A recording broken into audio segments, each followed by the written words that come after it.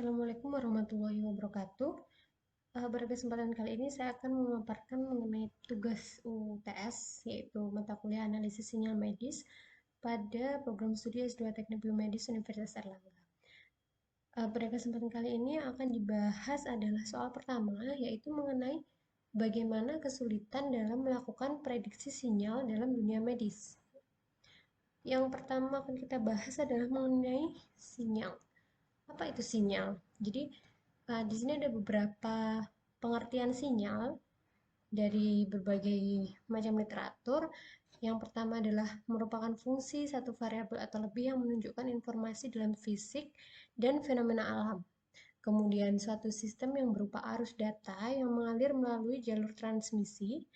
Kemudian suatu indikator yang digunakan sebagai alat komunikasi. Maka dari itu pada HP, telepon gitu kan, kalau ada gangguan sinyal, sistem komunikasi kita akan terganggu, seperti itu.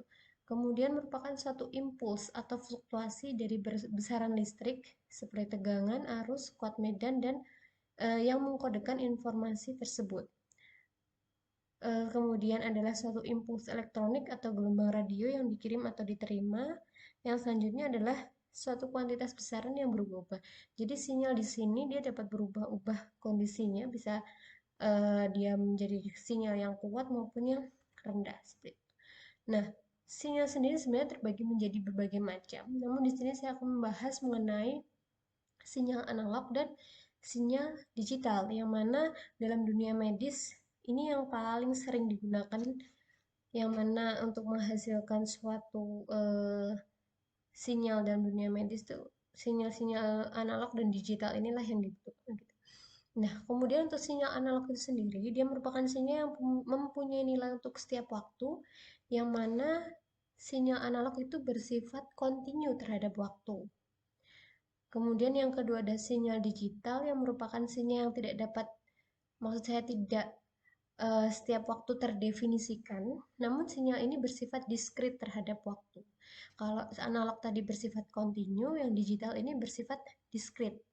Nah, sinyal digital ini awal mulanya berasal dari sinyal analog yang disampling menjadi sinyal-sinyal digital, yang artinya dia mengambil nilai suatu sinyal analog mulai dari T0, kemudian perubahan-perubahan T0, T1, T2, dan seterusnya, hingga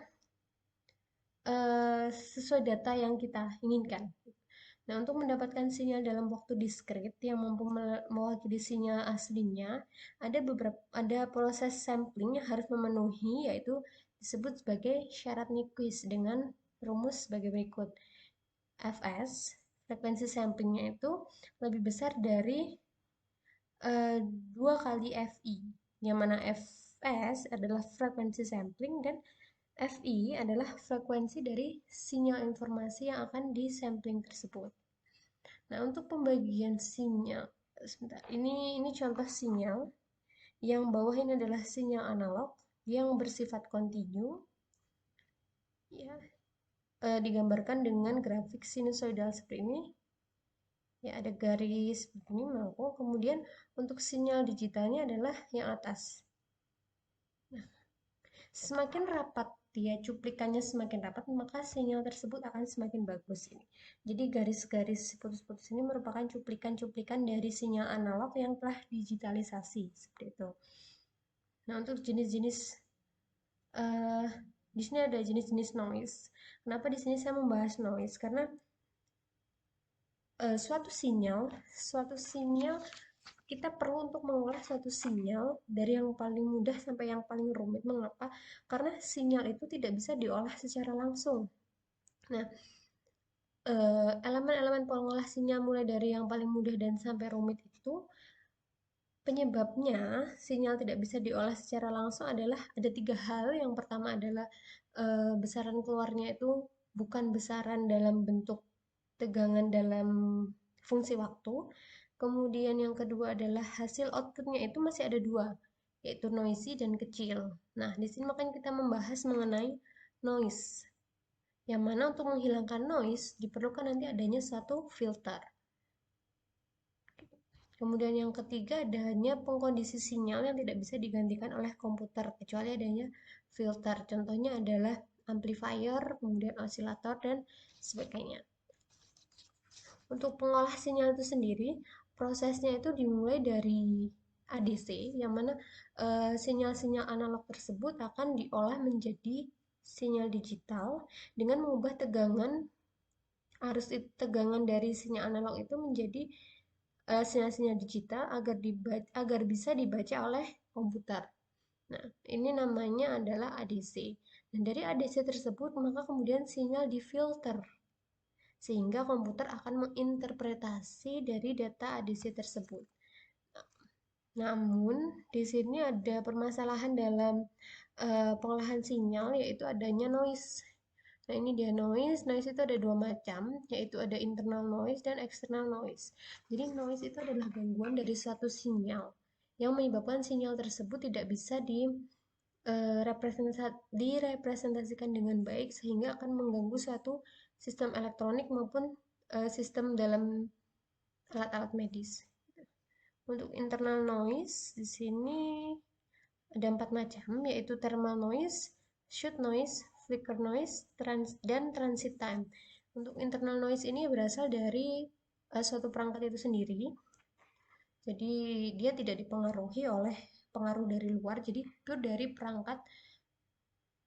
Dalam hal ini perangkat medis ya, kami membahasnya tentang dunia medis, maka dalam hal ini perangkat medis. Nah, untuk thermal noise disebut juga dengan Johnson noise, dia itu yang membangkitkan oleh gerakan termal acak pembawa muatan. Nah, ini biasanya adalah elektron dalam sebuah konduktor. Karena amplitudenya ini tidak terikat pada frekuensi tertentu, maka noise ini dapat terjadi pada seluruh jangkauan frekuensi. Maka dari itu, thermal noise merupakan noise yang sangat sulit untuk dihindari. Kemudian shoot noise. Shoot noise terjadi karena adanya penghalang potensial yang umumnya muncul pada perangkat atau komponen elektronika yang aktif, seperti dioda, transistor, karena pada komponen tersebut memiliki persimpangan positif dan negatif. Yang mana kita tahu bahwa suatu perangkat elektronik, terutama dalam dunia medis itu, kita tidak bisa lepas juga dari adanya dioda dan transistor. Maka dari itu, noise ini akan sangat mengganggu dalam suatu perangkat tersebut. Kemudian ketika elektron dan hole itu melintasi suatu penghalang itu, dia akan menimbulkan noise yang disebut sebagai shoot noise. Yang ketiga adalah flicker noise, yang mana jenis noise ini terjadi pada rentang frekuensi yang di bawah beberapa kilohertz. Makanya di sini disebut seper-F noise, karena noise-nya itu di bawah beberapa kilohertz itu. Kemudian densitas daya akan semakin meningkat seiring dengan penurunan frekuensi, maka flicker noise disebut juga dengan low frequency noise, sehingga atau bisa juga disebut dengan contact noise atau ping noise. Yang terakhir adalah transit time noise. Kenapa disebut transit time noise? Karena dia memiliki waktu yang dibutuhkan untuk membawa muatan untuk berpindah dari input ke output. Ini bisa juga disebut sebagai high frequency noise. Noise ini timbul ketika transit time pembawa muatan semikonduktor tersebut melintasi persimpangan yang dibandingkan dengan jangka waktu sinyal tersebut. Selanjutnya adalah noise eksternal. Seperti namanya, noise eksternal jadi bukan disebabkan oleh komponen dari rangkaian atau perangkat elektronik, namun dari luar komponen elektronik tersebut. Bisa disebabkan oleh atmospheric noise, industrial noise, dan extraterrestrial noise. Yang pertama, atmospheric noise itu disebut juga dengan noise statis. Disebut statis karena gangguan elektris ini terjadi alami dan berkaitan dengan atmosfer bumi. Jadi tidak ada yang mempengaruhi adalah atmosfer bumi itu tadi. Ya, manusia tidak bisa mempengaruhi atmospheric noise. Ya, contohnya adalah petir, halilintar, badai, dan gangguan-gangguan alam lainnya. Maka biasanya ketika terjadi hujan, kemudian petir, badai gitu, sinyal komunikasi kita juga susah gitu. Maka dari itu noise ini sangat-sangat mengganggu dari adanya sinyal tersebut. Kemudian industrial noise biasanya disebut man-made noise. Kenapa disebut man-made noise? Karena ini disebabkan oleh kegiatan manusia. yang akan mengganggu suatu sistem elektrik. Contohnya ini. Contohnya adalah pada mesin itu kayak pengalian gigi mesin, mematikan dan menghidupkan lampu. Nah, itu kan kayak kita menghidupkan lampu, mematikan lampu, itu kan sesuatu hal yang mendadak. Maka itu akan mengganggu sinyal karena adanya perubahan tegangan dan arus listrik yang tinggi yang secara mendadak. Gitu. Jadi maka dari itu akan uh, istilahnya sinyal itu kayak kaget gitu karena mendadak sekali. Kemudian ekstraterestrial. Kalau atmosfer tadi kan atmosfer di bumi. Nah, kalau ekstraterestrial ini di luar bumi. Itu ada menjadi dua macam, yaitu solar dan cosmic noise. Kalau solar itu berasal dari panas matahari, kalau cosmic noise, noise yang didistribusikan secara berkesinambungan di sepanjang galaksi. Jadi bedanya atmosferik dan ekstraterestrial, kalau atmosferik pure berasal dari bumi, tapi di luar sistem elektronik, kalau ekstraterestrial di luar bumi. Nah, ini adalah contoh dari sinyal di sini. Pada gambar yang pertama ini adalah contoh sinyal sinusoidal. Ya, kita dapat lihat di sini ada beberapa gelombang. Kemudian di gambar kedua ini adalah noise atau gangguan satu sinyal itu. Nah, ketika sinyal sinusoidal ini mendapatkan gangguan dari noise, maka akan menghasilkan sinyal seperti yang di bawah ini. Nah, jadi sinyalnya itu kurang teratur. Gitu. Jadi nanti output yang dihasilkan oleh komputer pun juga kurang bagus. Nah, biasanya untuk sinyal dan noise itu kita bisa mengenal dalam istilah SNR, yang mana itu merupakan signal to noise ratio. Kalau pada dunia medis, khususnya di bidang pencitraan medis, SNR digunakan sebagai parameter untuk menentukan suatu kualitas citra. Semakin tinggi sinyal dan semakin rendah nilai noise-nya, maka hasil citra dari suatu gambaran itu, dari suatu pencitraan imaging radiologi itu akan lebih bagus. Nah, ini contohnya. Ini ada beberapa gambar mengenai CT scan torak. Nah, ini. Untuk gambar A, ini gambar yang asli. Kemudian yang B ini noise, sangat-sangat noise. Nah, ini adalah gambar dengan berbagai macam filter untuk menghindari noise. Gitu. Nah, ini namanya disebut sebagai saltpaper noise. Kalau dalam dunia medis itu ada sekali banyak jenis noise yang bisa disebabkan oleh berbagai macam gangguan, bisa karena data yang tersampling itu kurang sesuai, bisa juga karena adanya logam, kemudian adanya pergerakan gitu. Jadi noise dalam dunia medis akan sangat-sangat banyak. Itu merupakan suatu kesulitan dalam uh, prediksi sinyal, yaitu adalah adanya noise. Itu menjadi gangguan dalam pengolahan sinyal. Nah, contoh selanjutnya ini adalah X-ray cervical atau leher.